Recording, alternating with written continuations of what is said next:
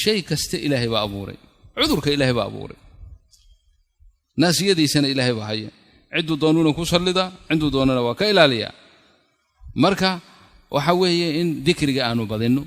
adkaartu waa anwaac dhikriga adkaarta sabaaxiga iyo masaa'iga oo hadda alxamdulillah muntashira oo meel kasta aad ka helayso oo mobilkan aad wadata kugu jirta dhikriga ha ka tagin subaxii adkaarteeda galabtii adkaarteeda akhriso marnaba ha ka tagin waa xisni waa xirzi ilaahay baa kugu ilaalinaya quraanka akhriskiisa aynu badsanno oo quraanku waxa weeye a'zamu wa afdal shay fi dhikrillah wa suuratul baqara gurigii lagu akhriyo shaydaan uma soo dhawaanayo shaydaanka waxaan oo dhanna shaydaanka aba wataba shayaadiin iyo cafaariid iyo balaaya wadata marka ilaahay wuu inaga ilaalinaya biidnillahi ta'ala dhikriga ilaahay ku dadaalo quraanka aan ku dadaalo yaani taasi macnaheedu ma aha in asbaabta oo sixiga ama is ilaalinta kale ee guud ahaaneed inaanu iska dayna maaha asbaabtan daahirkood bani aadamku ay ma aragtay waqaayo ay ka dhigteen waa sameynaysa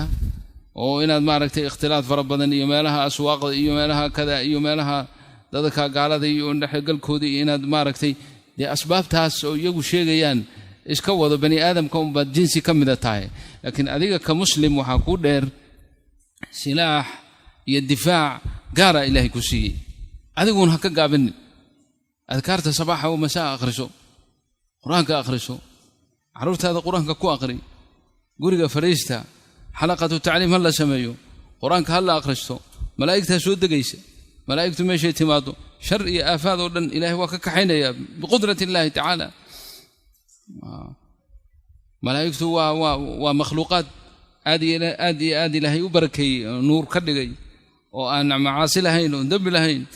marka bariis iyo baasti hilibka ma rabaan iyagu waxay rabaan dhikriga inaad xalaqa sameeyso guriga hadaa xalaqa sameeyso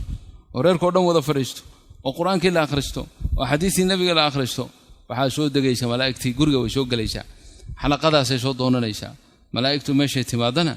aafaadka iyo shar oo dhanna waa ay ka baxayaan marka dhikriga ilaahay baan isku waaninaynaa insha Allah ta'ala tawfiiqdan Allahna waafajiyo dambigana Allah dhaafiki waalidiinteena sallallahu ala nabiyina Muhammad wa ala alihi wa sahbihi ajma'in jazakumullahu khayr